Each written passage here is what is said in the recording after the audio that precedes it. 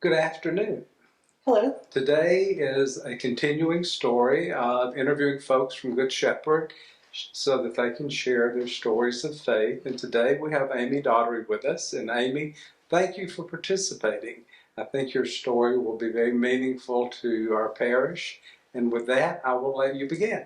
Thank you so much. I'm delighted to be asked to join in this series and to tell my story of faith. I was raised in a Christian home in which we attended either base chapel, because I'm a military brat, or we attended an Episcopal church. I consider myself having been raised in the Episcopal church. I actually was confirmed in a church in Alabama, and then we moved all over the place. And when we got to Lexington, I was 16 years old, and my father ended up retiring here, so this has been my home since that time. Uh, I eventually made a sort of sidewards move to Presbyterianism and was there for more than 30 years. And I had some sort of issue in my life, and I thought, I need to go home.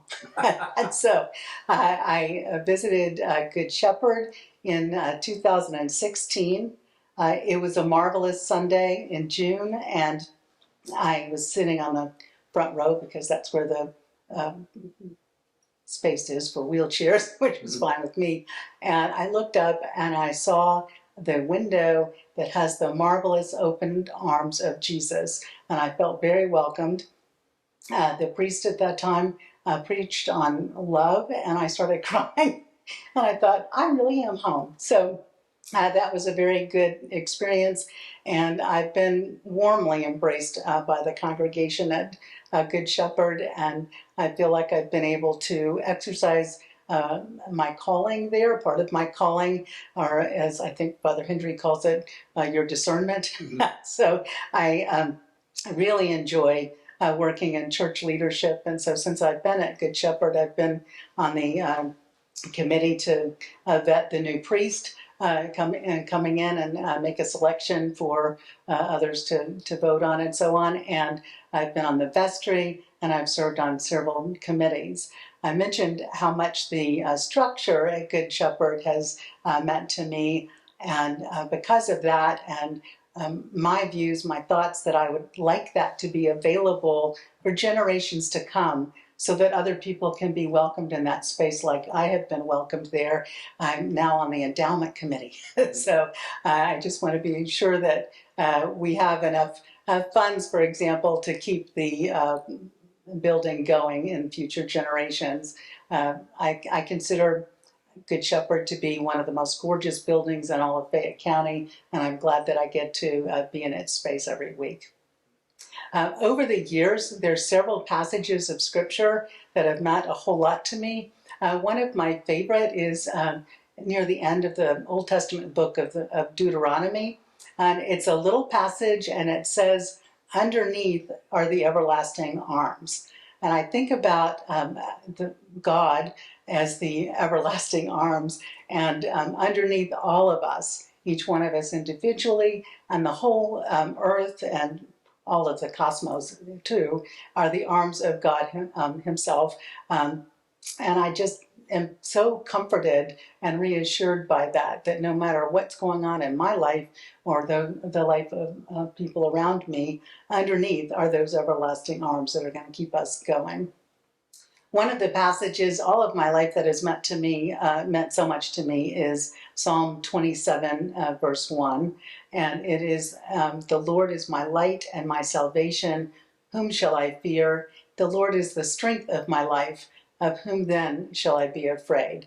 Sometimes, and I'm sure I'm not alone in this, my mind bends toward fear. I think maybe I've done something wrong. Maybe I've hurt somebody. Maybe something terrible is going to happen to me.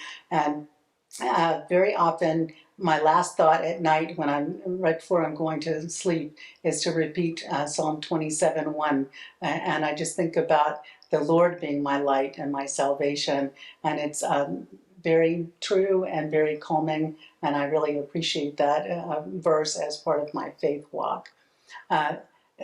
When I was able to return to the Episcopal Church, I started noticing the baptisms that we were having, and I was baptized as an infant, so I can appreciate that. And I wanted to mention from the baptismal covenant, a passage that has meant a particularly great amount to me, and it is the last question: will you strive for justice and peace among all people, and respect the dignity of every human being? I've had times in my life where I thought that those around me were not striving for peace or justice and were not respectful. And I appreciate that this is the covenant that those of us in the Episcopal Church make. And I like to be reminded of it often and to be called back to respect and dignity for everybody. Of course, in the course of our lives, it's not hard to respect people that we agree with, but we have a lot of people now in our culture that we can strongly disagree with, whether they're, in one camp or the other. But I feel that the baptismal covenant of the Episcopal Church calls us back to that respect. And it's made a great deal of difference in my life to realize that and to offer that to other people. Some other stories about my life of faith that I could tell you are times that I've been able to be on the mission field. I have spent several weeks over multiple years traveling to Nicaragua, and I've done a lot of different faith-based activities in Nicaragua. I got to spend time inside of Nicaraguan jails and prisons, and that's been a very interesting time. I've seen some of the worst things, the worst conditions that I've ever seen human beings living in there. To be able to offer the hope of the gospel of Jesus Christ to them has been tremendous.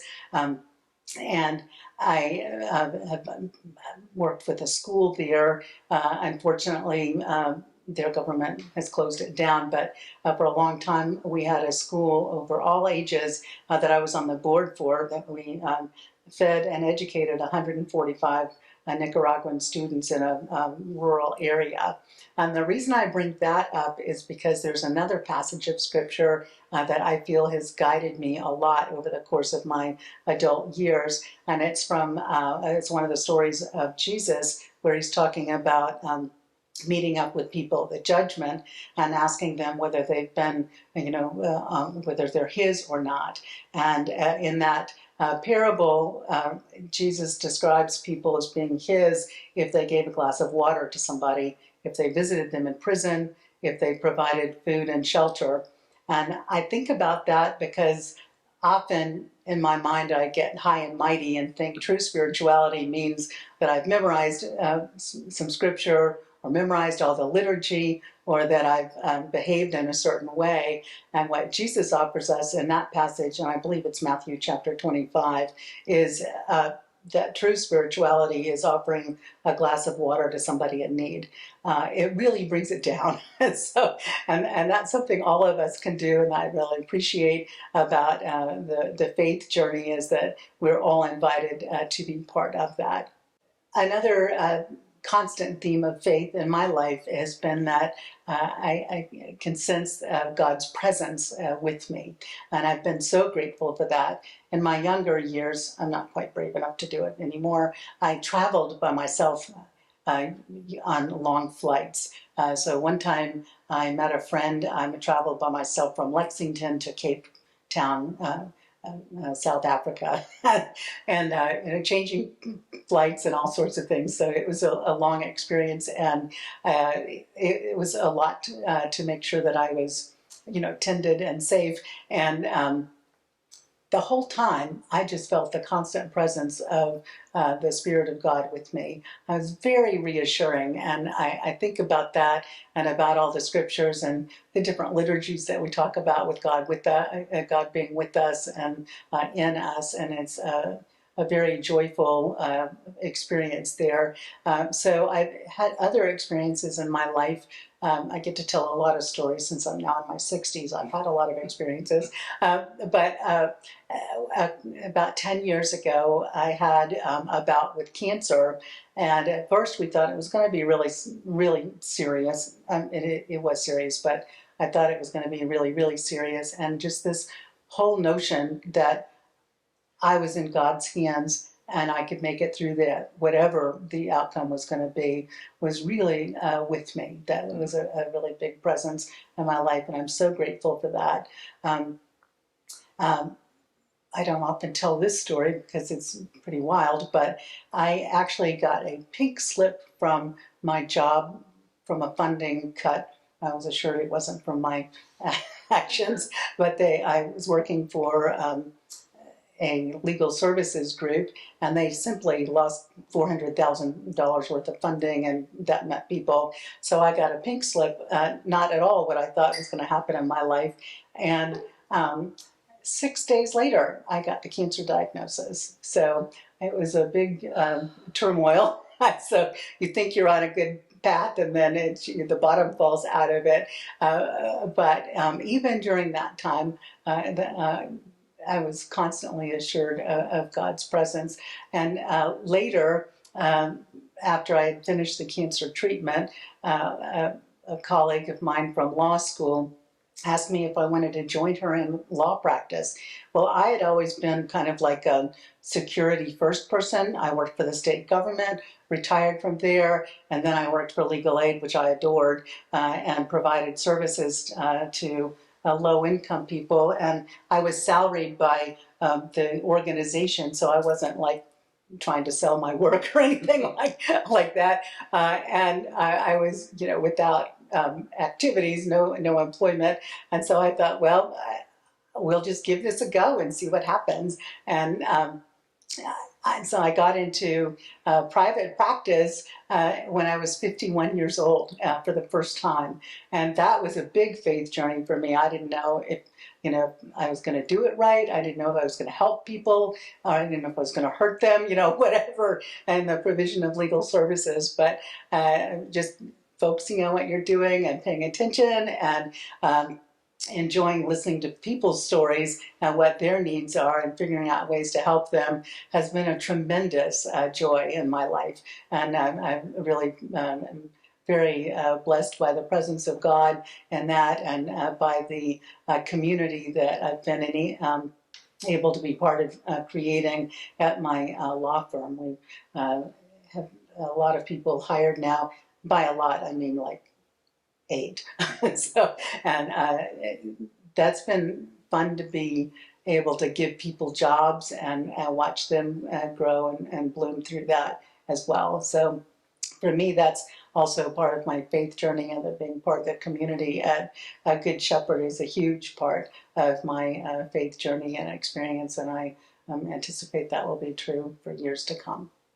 Let me ask this, Amy. When you talk about through all of those, whether it was the airplane to South Africa or changing jobs, that you sensed the presence of God with you through those times. How did that manifest? How was that? That's a really good question. I think part of it was head knowledge that whatever happened, um, you know, God and I were going to fix. I mean, that's not stated exactly like a theologian would state it, but that's kind of how I felt. But just having an inner sense of confidence. Often, like I mentioned, that passage of scripture about not being fearful because God is my light and my salvation. So knowing that God is my light and my salvation means I don't have to have fear. So it's confidence. And the way I look at it, confidence can be the complement to fear. And so it's a sense of confidence that I can do this and don't have to be afraid.